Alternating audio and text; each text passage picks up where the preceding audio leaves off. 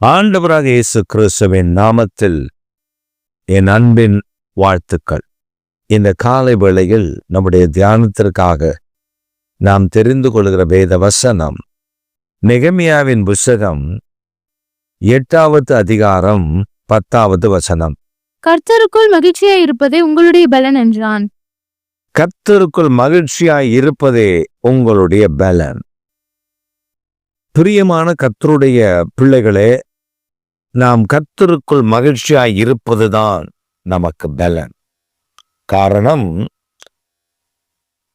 நமக்கு நாம் மகிழ்ச்சியை இழக்கும்படி பிசாசு நம்மை சோதிப்பான். 2 விதத்தில் அவன் நம்மை சோதிப்பான். ஒன்று, நாம் கர்த்தருக்குள் மகிழக்கூடாதபடி சில திகில் செய்திகள், பயப்படும் செய்திகள்,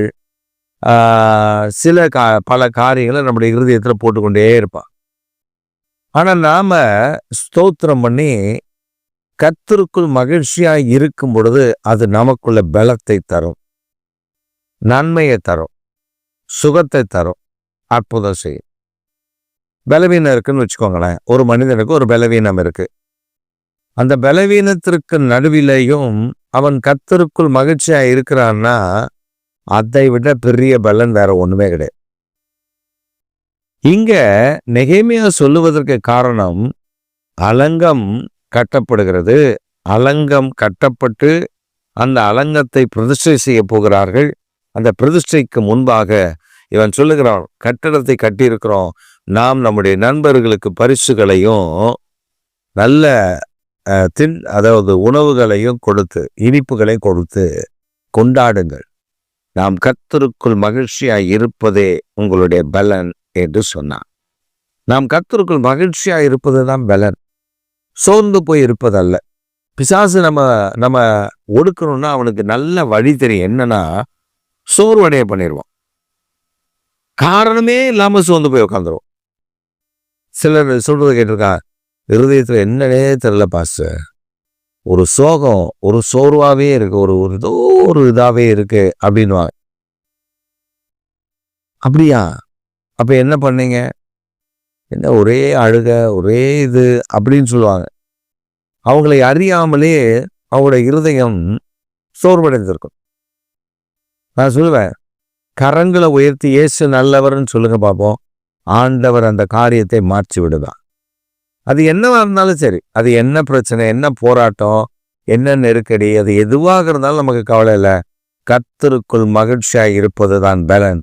அவரை துதிக்க ஆரம்பிச்சா போதும், அதெல்லாம் பஞ்சா பறந்துடும், ஓடிடும். அது நம்ம கிட்ட நிக்க முடியாது. காரணம், நாம் கர்த்தரை துதிக்க துதிக்க துதிக்க துதிக்க தேவ பிரசன்னம் அங்கே இறங்கி வரும். தேவனுடைய பிரசன்னம் இருதயத்தை நிரப்ப ஆரம்பிச்சிச்சுன்னா கவலையெல்லாம் எங்க போச்சுன்னே தெரியாது. சிலர் பார்த்தீங்கன்னா தேவையில்லாம உட்காந்துருப்பாங்க, சாப்பிட மாட்டாங்க, தூங்க மாட்டாங்க, அவங்க பான்னு யோசிச்சு யோசிச்சு யோசிச்சு அழுதுட்டு இருப்பாங்க. ஒரு சமயம் ஒரு அம்மா, ஒரு வாலிப பிள்ளை பயங்கரமா கத்தி அழுகுறா. யாராவது வாங்கல, என் பிள்ளை கிணத்துல விழுந்துட்டான், யாராவது வாங்கல, தயவு செய்து வந்து என் பிள்ளைய காப்பாத்துக்கல அப்படின்னு சொல்லி கத்துறா. பயங்கரமா கத்துறோன்னே அந்த அக்கத்துல இருக்கிறவங்க எல்லாம் அடிச்சு பிடிச்சிட்டு ஓடி வர்றாங்க. ஆம்பளை வேலை செய்யற, அந்த வயல்வெளியில் வேலை செய்யற எல்லாம் வேகமா ஓடி வர்றாங்க. எங்கம்மா என்னமாச்சு? இந்த கிணத்துல தாங்க என் பிள்ளை விழுந்துருச்சு, தவறி விழுந்துருச்சுங்க அப்படின்னு. டக்குன்னு கிணத்துக்குள்ள நம்ம ஆட்கள் தபால் தபால் தபால் தபால் எல்லாம் கீழே குதிச்சு உள்ள போய் தண்ணியில மூழ்கி தேடுறா. ஒன்னையும் காணோம், ஒரு குழந்தையும் இல்லாங்க. அவங்க மேல அழுவாதம்மா குழந்தை கிடைச்சிச்சாயான்னு கேட்குறாங்க. ஒன்றும் கிடையாதுங்க. ஏன்னா கிராமத்தில் இருக்கிற அந்த வாலிபர்கள், கிராமத்தில் இருக்கிற பெரியவங்களுக்கு அந்த கிணத்தினுடைய ஆழம், ஓரளவுக்கு ஆழம் வரலும் போய் அவங்க பார்த்துட்டு வர தெரியும். அப்படி பழகியிருப்பாங்க. எனக்கு தெரிஞ்சு நான் சில கிராமங்கள்லாம் போய் கிணத்துல குளிக்க போயிருக்கேன். அந்த பெரிய கிணறா இருக்கும். நான் பயந்துட்டே மேலே இருப்பேன். அப்போ என் கூட என்னுடைய நண்பர்கள் சொல்லுவாங்க, நீ தைரியமாக இங்கே இந்த இடத்துல நின்று குளி. அவங்க கையை பிடிச்சி கூட்டு போயிட்டு அந்த படிக்கட்டில் ஒரு இடத்துல நிற்க வச்சு குளி. வழுக்கி விழுதா நாங்கள் பார்த்துக்குறோம், நாங்கள் கூட இருப்போம்னு சொல்லிட்டு அவனுக்கு தண்ணிக்குள்ளே தான் கிடப்பானு. அப்போ அவனை சொல்லணும், ஆழம் எவ்வளோ ஆழமோ அது அந்த பந்து போட்டு விளையாடுவானுங்க, இளநீ போட்டு விளையாடுவானுங்க, கீழே போயிடும், சிலது மிதக்கும், சிலதெல்லாம் கீழே போகும், முங்கி போகும். போய் எடுத்துகிட்டு வந்து எவன் எடுத்துகிட்டு வந்து கொடுக்குறானோ அப்படி ஒரு விளையாட்டு, நிறைய அந்த விளையாட்டெல்லாம் விளையாடுவாங்க. அப்போ உள்ளே போட்டு மூழ்கி பார்க்குறாங்க, ஒன்றும் கிடையாது, நத்திங். அப்போ ஒரு அம்மா இந்த வாலிப பிள்ளையை ஆசுவாசப்படுத்தி தட்டி தனியாக கூட்டு போயிடுச்சு. அப்புறம் கிணத்துல இருந்தவங்களாம் மேலே வந்துட்டாங்க, ஒன்றும் இல்லை அப்படின்னு சொல்லி கிணத்துல இறங்கினவங்களாம் மேலே வந்துட்டாங்க. இந்த அம்மா சொல்லிச்சு, என்னமோ நடந்திருக்கு, நான் பார்த்துக்கிறேன், நீங்கள் போங்கன்னு சொல்லிட்டு அந்த அம்மா தனியாக அந்த பொண்ணை கூட்டு போய் என்னம்மா நடந்துச்சுன்னு சொல்லுமா அப்படின்னு அப்படியே அந்த பொண்ணு அழுதுகிட்டே சொல்லுது. எனக்கு கல்யாணம் ஆகுமா? அந்த அம்மா உடனே முடிச்சுக்கிச்சு. ஓஹோ, இது என்னமோ என்ன நடந்ததுன்னு பொறுமையாக கேட்குது அந்த அம்மா, வயசான அம்மா கேட்குது. எனக்கு கல்யாணம் ஆகுமா? அப்போ எனக்கு ஒரு பையன் பிறப்பானா? அந்த பையன் தவழுவானா? அந்த பையன் தவழ்ந்து நான் உள்ள இதில் அடுப்பாங்கரையில் வேலை செய்யும் போது அந்த பையன் வந்து அந்த கிணத்துல விழுந்துருவானா? அப்புறம் அப்போ நான் இப்படி தான் கத்துவேன். வந்த ஊர் சடலாம் வச்சு வெளுன்னு வெளுத்துட்டு இப்போ கத்துடி அப்படின்னு சொல்லிட்டு போயிட்டாங்க. பாருங்க, நடக்கலை, கல்யாணமே ஆகலை இன்னும். அவன் சொல்கிறா, எனக்கு கல்யாணம் ஆகும், எனக்கு ஒரு பிள்ளை பிறக்கும், அந்த பிள்ளை தவழ்ந்து போகும், அந்த பிள்ளை தவழ்ந்து போய் இப்படி விடும், அப்போ நான் கத்துவேன், நீங்களாம் வருவீங்க அப்படின்றத இந்த கற்பனையிலேயே அவ என்ன பண்ணிட்டா, இவ கற்பனையிலேயே உட்கார்ந்து இருக்கும் போது அப்போ கத்துறது கற்பனையிலேயே கத்துறோன்னு சொல்லிட்டு சத்தம் போட்டு கத்திருக்கா வாயை திறந்து. அதுக்குள்ளே நம்ம ஆளுங்க கூறு கட்டவனுங்க உள்ள என்ன பிள்ளை விழுந்துச்சு எங்கடான்னு ஒன்றும் தேடல. சின்ன குழந்தை விழுந்துச்சுன்னா கண்டிப்பாக மிதக்கும், அதுக்கப்புறம் தான் உள்ளே போகும். இவன் தப்புன்னு வந்தவெல்லாம் குதிச்சு உள்ளே போயிட்டான்.